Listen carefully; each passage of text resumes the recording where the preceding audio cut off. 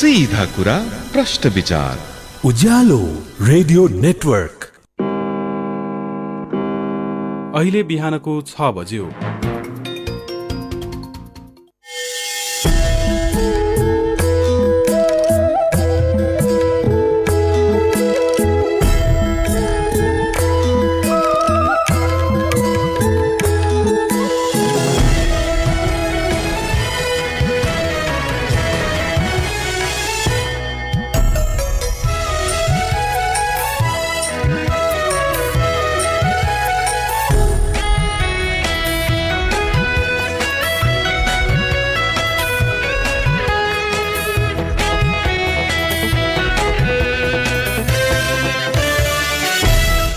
नमस्कार तथा सुप्रभात। काया कैरनमा तपाईलाई साथी टेकमान साक्यसँगै मिलन तिमिल सिन्हाको स्वागत छ। काया कैरन उज्यालो रेडियो नेटवर्कसँगै उज्यालो अनलाइन र मोबाइल एप्लिकेसनबाट एकसाथ प्रसारण भइरहेको छ। आज 2077 साल चैत 28 गते शनिबार, चैत कृष्ण पक्षको चतुर्दशी तिथि, सन् 2021 अप्रिल 10 तारिक।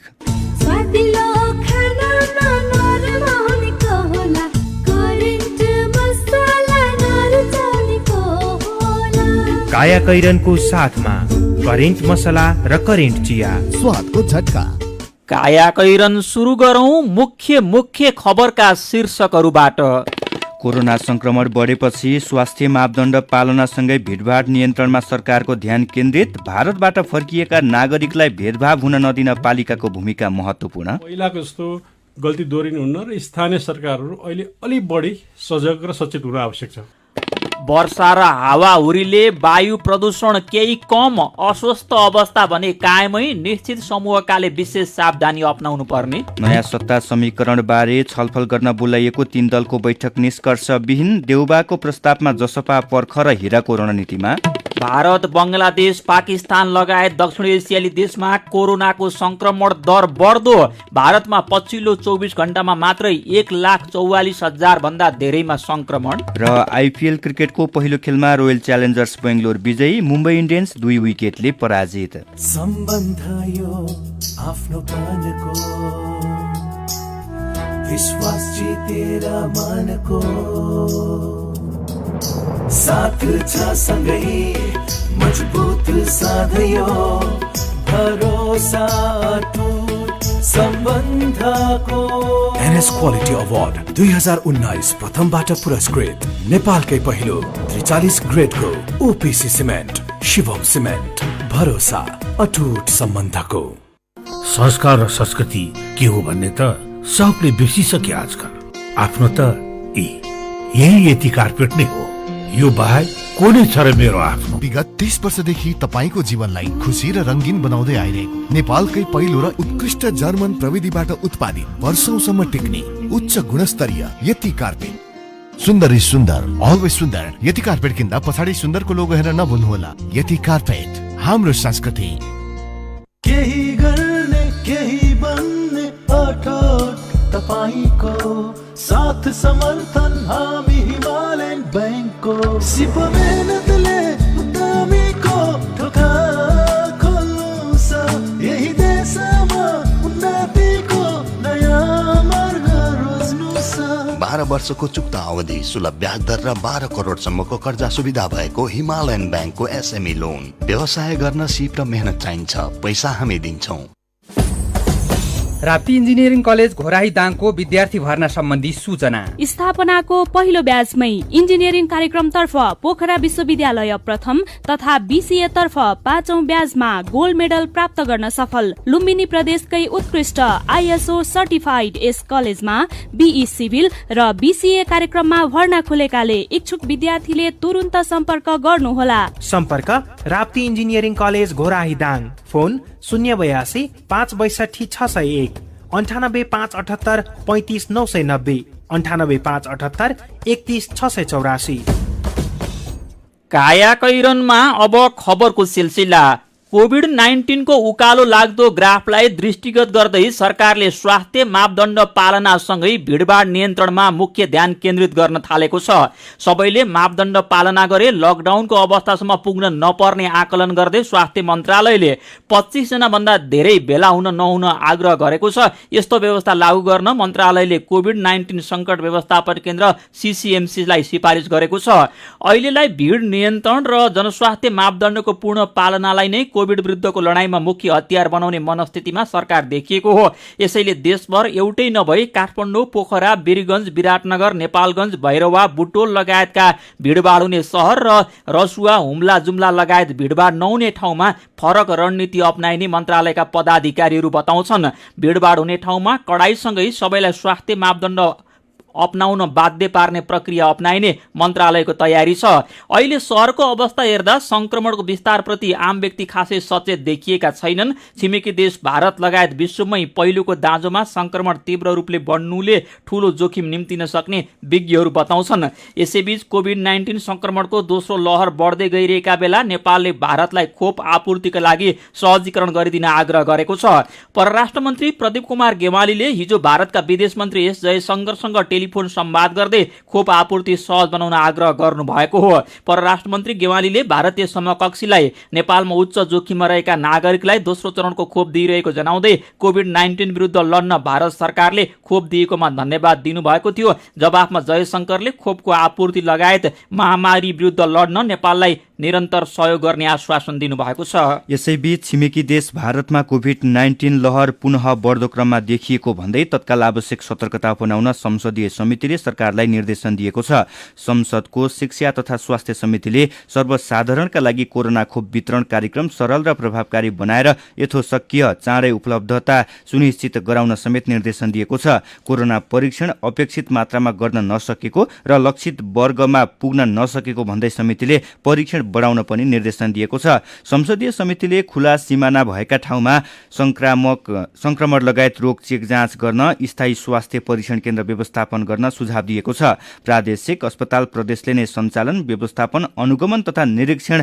प्रदेश सरकार मार्फत गर्ने व्यवस्था मिलाउन पनि सुझाव दिएको छ। भारतमा संक्रमण बढेपछि त्यहाँबाट फर्किएका नेपालीलाई फेरि भेदभाव हुने क्रम सुरु भएको छ। यस्तो भेदभावबाट बचाउन पालिकाको भूमिका समेटिएको कोरोना क्याप्सुल अबको पालोमा।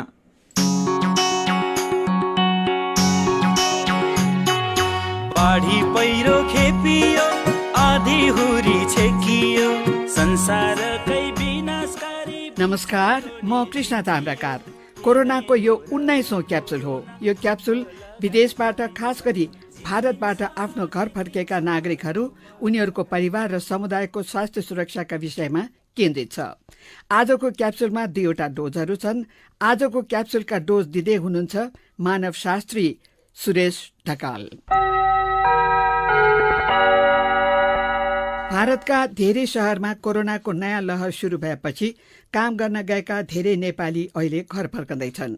सीमा नाकामा उनीहरूको स्वास्थ्य जाँच हुन थालेको छ। फेरि क्वारेन्टिन बस्ने ठाउँहरू तयार भएका छन्। महामारी रोकथाम गर्न अनेक प्रयास सुरु भएका छन्।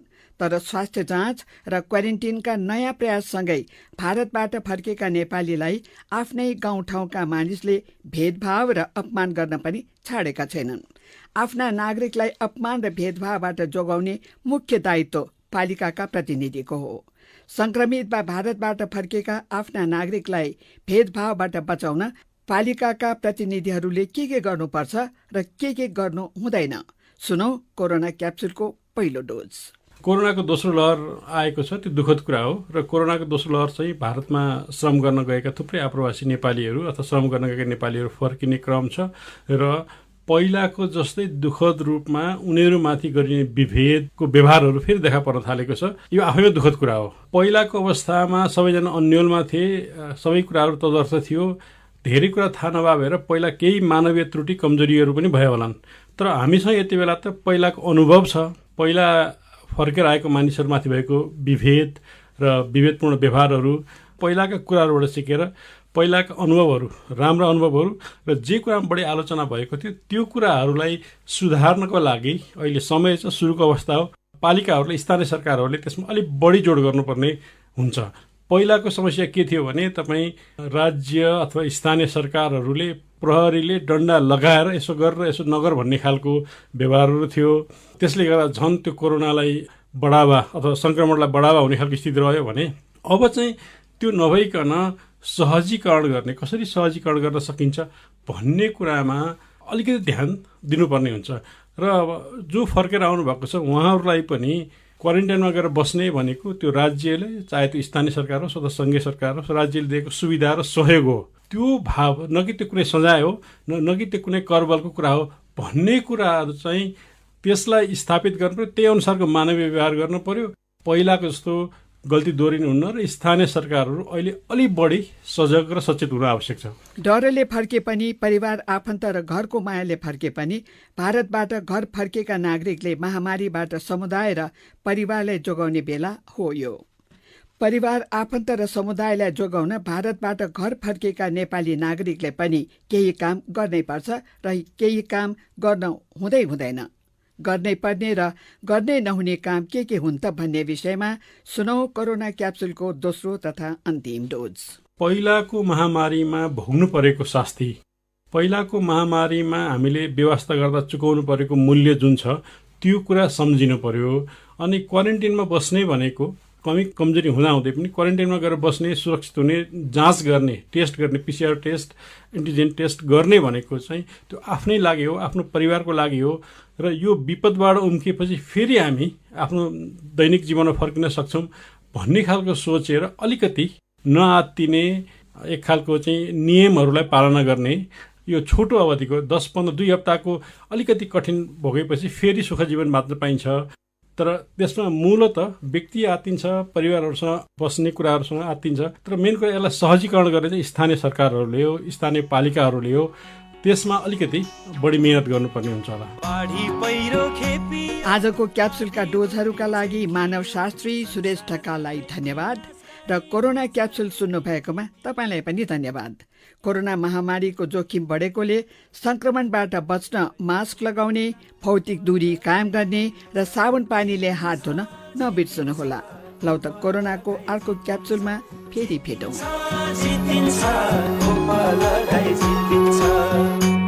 कोरोना क्याप्सुल प्रस्तुत गर्दै हुनुहुन्थ्यो कृष्णा ताम्राकार। तपाईँ काया कैरन सुन्दै हुनुहुन्छ। काया कैरनमा खबरको सिलसिला बाँकी नै छ, सुन्दै गर्नुहोला। सीटीईभीटी राष्ट्रिय सिप परीक्षण समिति एनएसटीबी ले व्यावसायिक शिक्षा तथा तालिम अभिवृद्धि परियोजना दोस्रो इभेन्ट 2 को सहयोगमा सहुलियत शुल्कमा पूर्व सिकाइको सिप परीक्षणका लागि आवेदन आह्वान गरेको हुँदा विस्तृत जानकारीका लागि यही चैत्र 16 गतेको गोरखापत्र वा सीटीईभीटी को वेबसाइट www.ctvt.org.np, एनएसटीबी को वेबसाइट www.nstb.org.np तथा इभेन्ट 2 परियोजनाको वेबसाइट www.event.gov.np मा हेर्नुहुन तथा मोबाइल नम्बर 9851133964 मा सम्पर्क गर्नुहुन सम्बन्धित सबैलाई जानकारी गराइन्छ। थोरै बचत धेरै कायदा, बीमाका छन् फाइदा। सरकारी स्वामित्व र बीमाको क्षेत्रमा विश्वसनीय नाम राष्ट्रिय बीमा संस्थान। जीवन बीमाका लागि आजै राष्ट्रिय बीमा संस्थान रामशाहपथ काठमाडौँ वा नजिकैको शाखामा सम्पर्क गरौं। इन्जिनियर बन्ने अन्तिम मौका। अनुभवी प्राध्यापकद्वारा गुणस्तरीय पढाइ हुने पूर्वाञ्चल विश्वविद्यालयबाट सम्बन्धन प्राप्त hillside college of engineering Balkumari कोटेश्वरमा बीई सिभिल र बीई इलेक्ट्रिकल इन्जिनियरिङ कार्यक्रममा प्रवेश परीक्षाका लागि आवेदन फारम खुल्ला गरिएको छ। परीक्षा आवेदन फारम भर्ने अन्तिम मिति यही चैत 27 गतेसम्म मात्र। सम्पर्क 01514 7207, मोबाइल 98512 44964 र 98011 27974। स्वस्थ जीवन जिउनलाई उपकार हानि सबैले सधैँ प्रयोग गरौँ उपकार हानि जस्तो सुकै उमेरलाई हुने भित्रैदेखि मजबुती दिने गुणकारी छ उपकार हानि। स्वास्थ्य र शक्तिको लागि उपकार हनी शिखर अर्गनाइजेसनको एक उत्कृष्ट उत्पादन उपकार हनी। सुरक्षित र समृद्ध होस् जिन्दगीको सेरोफेरो, भोलिको लागि सोच्नु पर्ने कर्तव्य हो तिम्रो मेरो। दुःख हुन भोलिलाई बिमा गरौँ है, नेसनल लाइफ इन्सुरेन्समा बिमा गरौँ है। विगत 33 वर्षदेखि सञ्चालनरत नेपालकै पहिलो अग्रणी जीवन बीमा कम्पनी, नेपाल सरकारको पूर्ण स्वामित्व रहेको राष्ट्रिय वाणिज्य बैंक प्रवर्धक रहेको national life insurance company, Lazimpat, Kathmandu. Ujyaalo radio network सँगै उज्यालो अनलाइन र मोबाइल एप्लिकेसनमा प्रसारण भइरहेको काया कैरनमा तपाईलाई फेरि स्वागत छ। काया कैरनमा यतिन्जेल हामीले कोरोना संक्रमण बढेपछि स्वास्थ्य मापदण्ड पालनासँगै भिडभाड नियन्त्रणमा सरकारको ध्यान केन्द्रित, भारतबाट फर्किएका नागरिकलाई भेदभाव हुन नदिन पालिकाको भूमिका महत्त्वपूर्ण, खोप आपूर्तिका लागि सहजीकरण गरिदिन भारतसँग आग्रह लगायतका खबर प्रस्तुत गर्यौं। अब बाँकी खबर। सांसद पद खारेज भएर पुनः नियुक्ति पाएका 4 मन्त्रीले राष्ट्रपति विद्यादेवी भण्डारीबाट शपथ ग्रहण गरेका छन्। सांसद बनेको दल नेकपा माओवादी केन्द्र परित्याग गरेर नेकपा एमाले प्रवेश गरेका 4 मन्त्रीले सांसद पद खारेज भएको दोस्रो दिन पुनर्नियुक्ति पाएका हुन्। पुनः शपथ लिनेमा उद्योग वाणिज्य तथा आपूर्ति मन्त्री लेखराज भट्ट, ऊर्जा जलस्रोत तथा सिंचाई मन्त्री टोपबहादुर रायमाझी, शहरी विकास मन्त्री प्रभु शाह र श्रम रोजगार तथा सामाजिक सुरक्षा मन्त्री गौरी शंकर चौधरी रहेका छन्। उनीहरू यसअघि संविधानको धारा 76 को उपधारा 9 अनुसार मन्त्री बनेका थिए। उनीहरूलाई प्रधानमन्त्रीले चाहे पुनः मन्त्री बनाउन सक्ने संवैधानिक व्यवस्था छ। संविधानको धारा 78 मा संघीय संसदको सदस्य नभएको व्यक्ति पनि मन्त्री हुने प्रावधान छ। यसरी नियुक्त भएको मन्त्रीले शपथ ग्रहणको मितिले 6 महिनाभित्र संघीय संसदको सदस्यता प्राप्त गर्नुपर्ने हुन्छ। यो अवधिमा सांसद हुन नसकेमा प्रतिनिधि सभाको कार्यकालभर मन्त्री पदमा पुनः नियुक्तिका लागि योग्य नहुने धारा 78 को उपधारा 3 मा उल्लेख छ।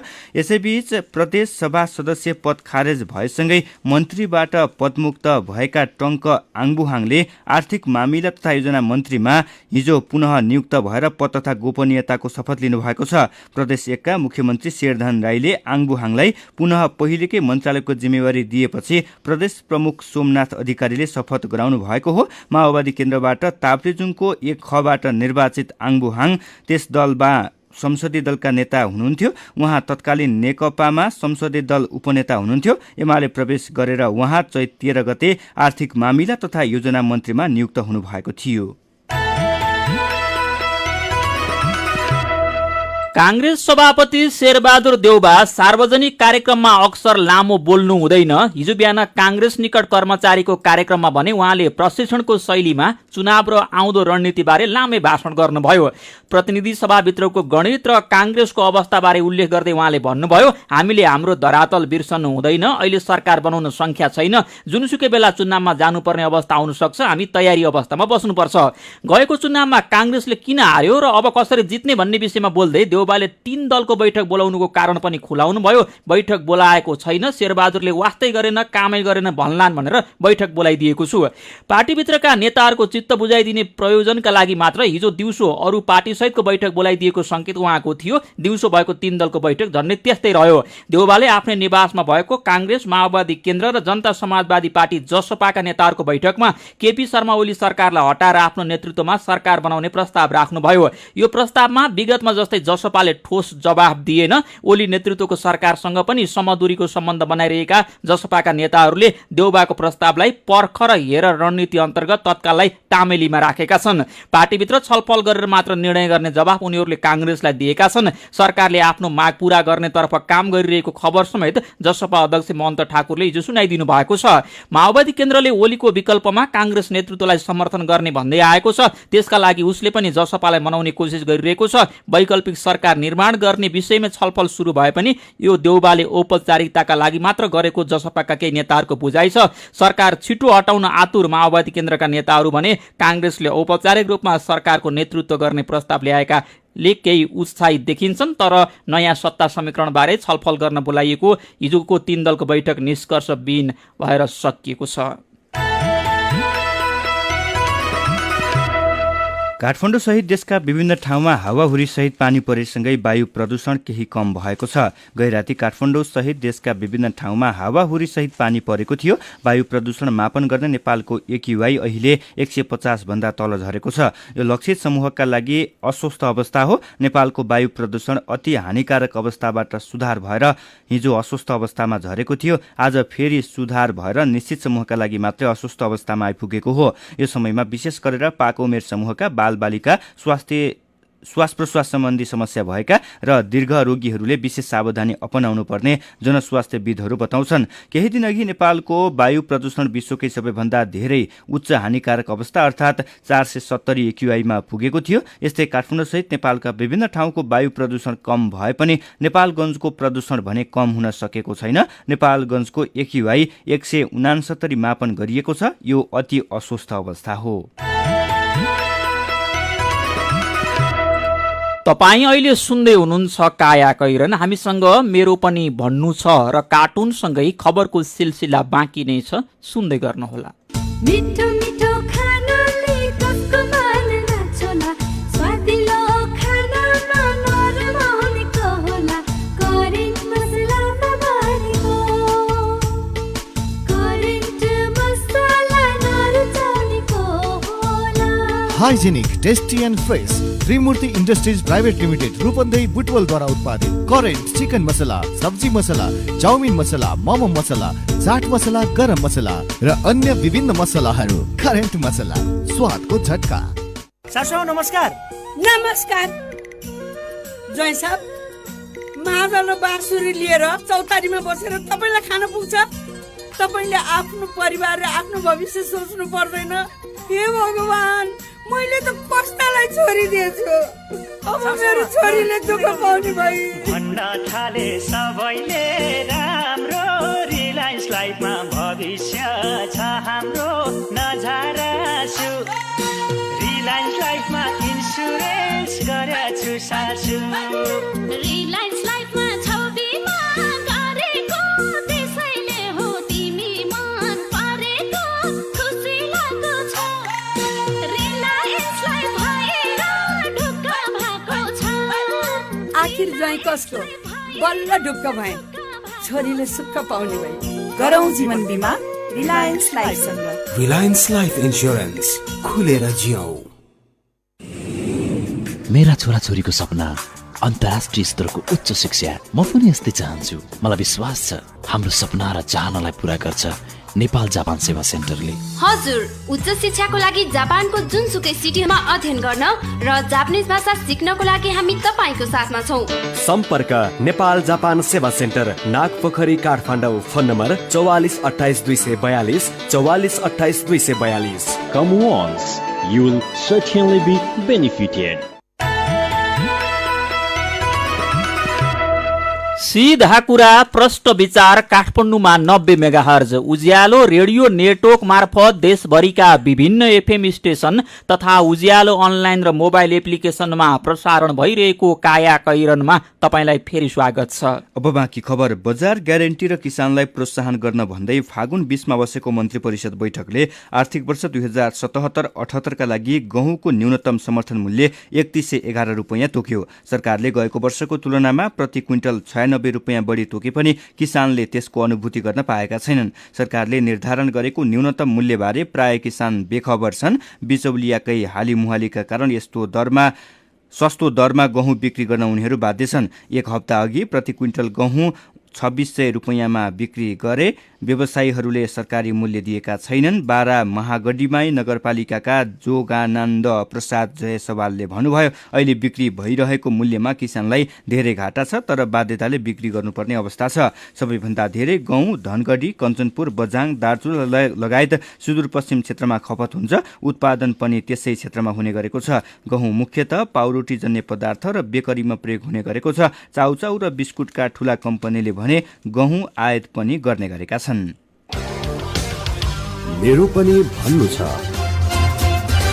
जेठदेखि 70% अङ्क ल्याएमा लाइसेन्सको ट्रायल पास हुने उज्यालोको खबरमा ललित ठाडा लेख्नुहुन्छ, सरकारको निर्णय ठिक छ, ट्रायल मात्रै 100% लिएर के गर्नु? गाडी गुड्ने सडकको स्तर उन्नतितर्फ ध्यान छैन, पहिला सडक स्तर उन्नति गर्नु पर्यो, अनि मात्र ट्रायल परीक्षा पनि 100% गरे हुन्छ।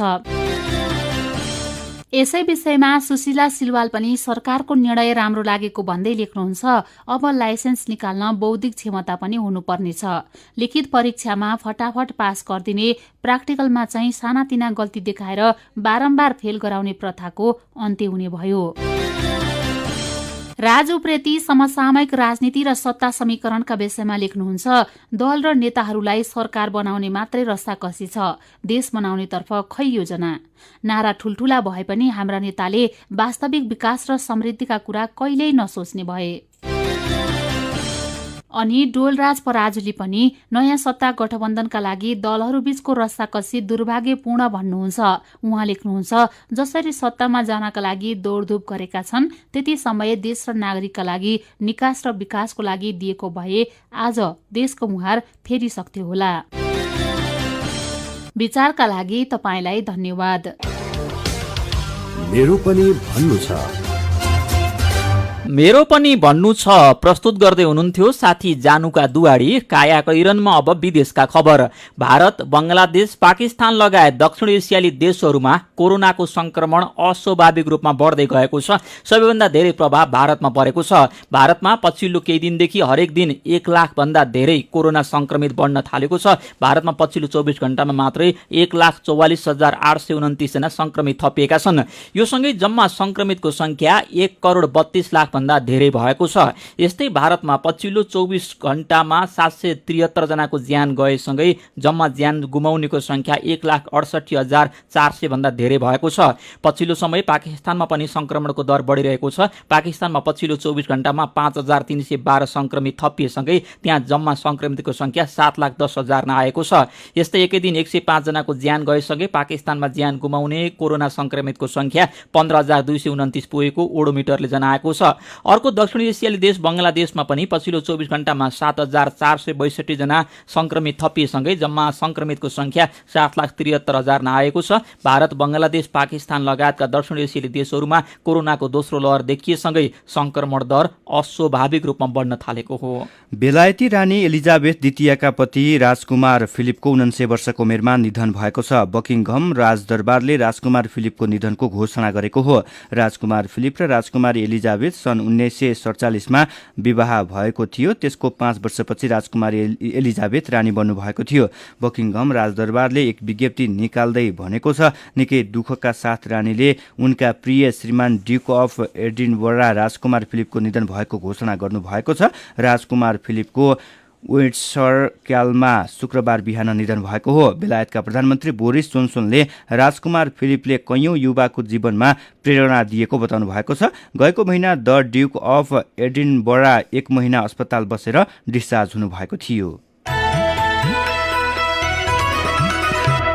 अब खेल खबर। इन्डियन प्रिमियर लिग आइपिएल क्रिकेटको 14औं संस्करणको पहिलो खेलमा रोयल च्यालेन्जर्स बेंगलोर विजय भएको छ। मुम्बई इन्डियन्सलाई 2 विकेटले पराजित गर्दै रोयल च्यालेन्जर्स विजय भएको हो। मुम्बईको कप्तानी रोहित शर्मा र बेंगलोरको कप्तान विराट कोहलीले गरेका थिए। चेन्नईमा टस हारेर ब्याटिङको निम्तो पाएको मुम्बईले निर्धारित 20 ओभरमा 9 विकेटको क्षतिमा 159 रन बनाएको थियो। 160 रनको लक्ष्य पाएको खेलमा रोयल च्यालेन्जर्स बेंगलोरले 20 ओभरमा 8 विकेट गुमाउँदै लक्ष्य पूरा गरेको हो। बेंगलोरको जितका लागि एबी डेभिलियर्सले सबैभन्दा धेरै 48 रन बनाएका थिए। उनले 27 बलमा 4 चौका र 2 छक्का प्रहार गर्दै 48 रनको योगदान दिएका थिए।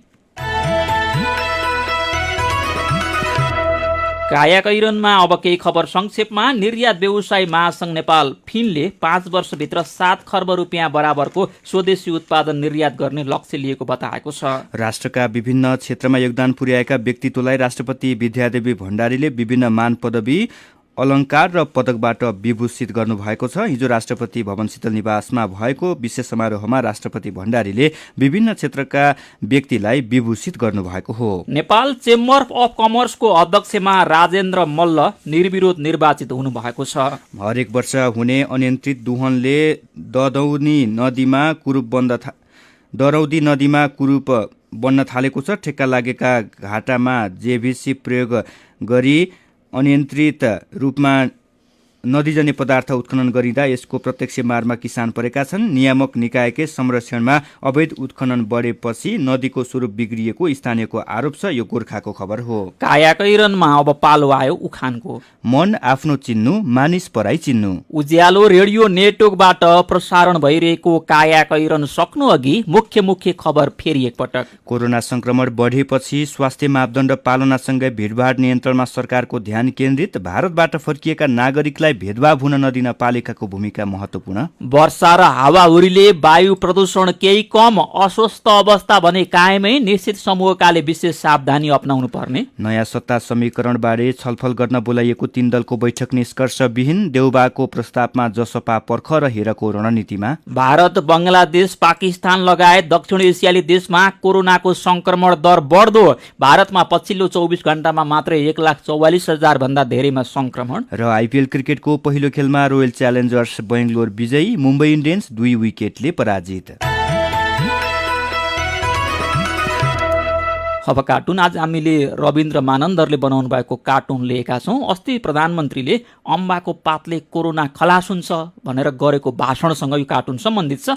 यहाँ कोरोना भाइरस र प्रधानमन्त्रीको जम्का भेट भएको छ अनि भाइरस देख्ने बित्तिकै प्रधानमन्त्रीले अम्बाको एउटा आगो च्याप्प समातेर पातलाई गोली बर्साए झैँ भट्ट पार्नु भएको छ। अनि अम्बाको पात देख्ने बित्तिकै कोरोनाको सातो पुत्लो उडेर आबै र बाबै गर्दै गुटुटुटुटुटु कुलेलम ठोक्दैछ।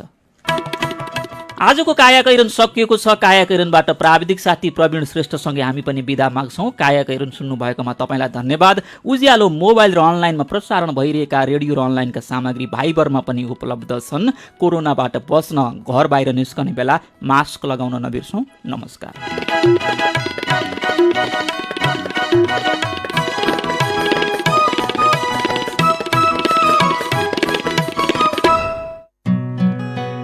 विदेशबाट आयामी गरेको पैसा सिधै तपाईँ